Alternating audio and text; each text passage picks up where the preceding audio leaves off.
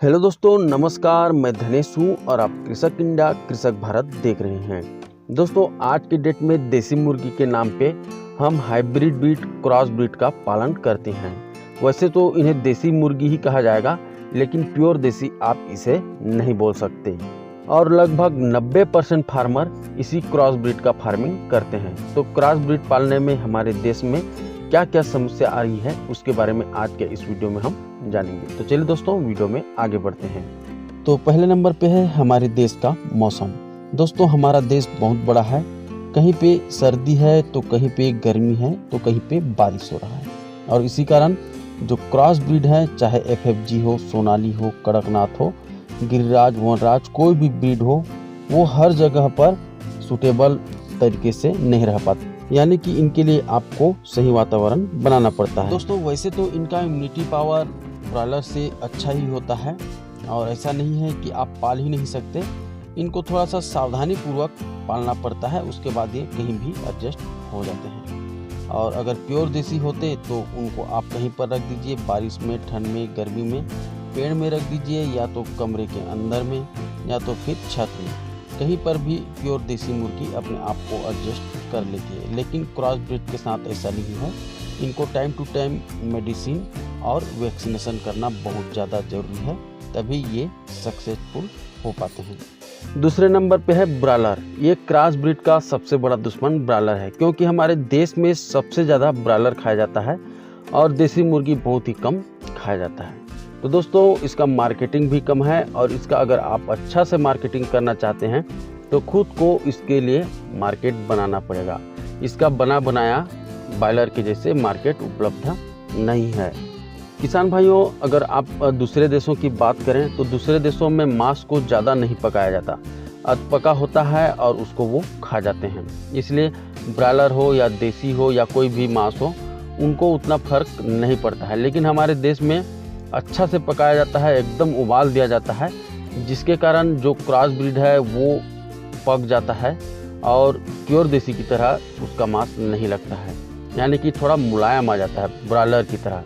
किसान भाइयों, अगला है हमारे देश में दाना का बढ़ता हुआ महंगाई। अगर आप देखेंगे आज के डेट में 35 से 40 रुपये आपको दाना मिलेगा।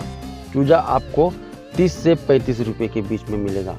और अगर वही चूजा 3 किलो 4 किलो दाना खा करके तैयार होता है तो आपको उसे सेल करने में कोई ज़्यादा फायदा होने वाला नहीं है। इसलिए भी ये क्रॉस ब्रीड फैल खा रहे हैं। दोस्तों, अगर आप क्रॉस ब्रीड का फार्मिंग कर रहे हैं, चाहे सोनाली हो, FFG हो, कड़कनाथ हो, कोई भी हो, आप लगभग 50% दाना अपना खुद का बनाया हुआ खिलाइए, या तो फिर जो हरी भाजी है, बाज़ार का वेस्टेज है, या कोई भी जो सब्जी वगैरह बचा खुचा घर का है, उसको खिला करके पालिए, तभी आपको इसमें फ़ायदा होगा।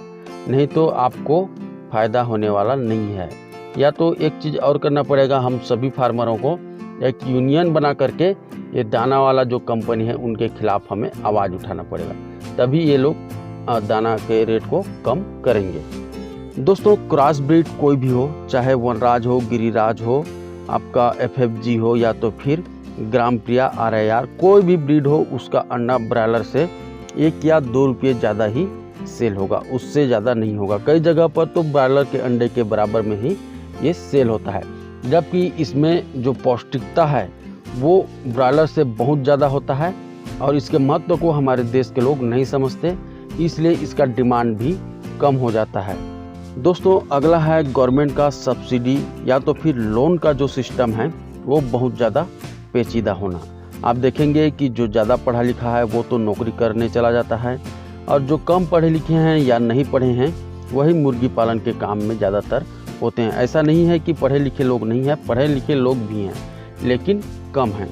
तो जो किसान फार्मिंग करना चाहता है, पोल्ट्री फार्मिंग करना चाहता है, उसको अगर लोन की ज़रूरत पड़ती है तो उसको जो गवर्नमेंट का सिस्टम है जिससे उसको लोन मिलने वाला है, जिसका वो कागजात डॉक्यूमेंट बनाने वाला है, वो समझ में नहीं आता है। बार बार उसको अधिकारी लोग दौड़ा देते हैं, कागजात यहाँ से वहाँ बनवाना पड़ता है, तो इससे वो परेशान हो जाता है और वो फार्मिंग नहीं करता है।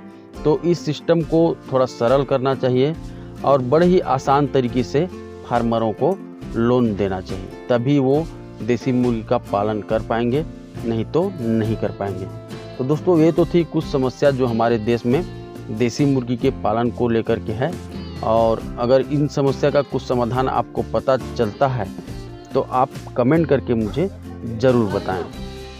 तो ठीक है दोस्तों, आज के इस वीडियो में बस इतना ही, और इसी तरह से मुर्गी पालन से रिलेटेड वीडियो हम लाते रहते हैं। और अगर आपको भी मुर्गी पालन में इंटरेस्ट है तो चैनल को सब्सक्राइब करके बेल आइकन को ज़रूर दबाएं, क्योंकि हम इसी तरह से मुर्गी पालन से रिलेटेड वीडियो लाते रहते हैं। ठीक है दोस्तों, मिलते हैं फिर एक नई वीडियो के साथ। तब तक के लिए जय हिंद, जय भारत।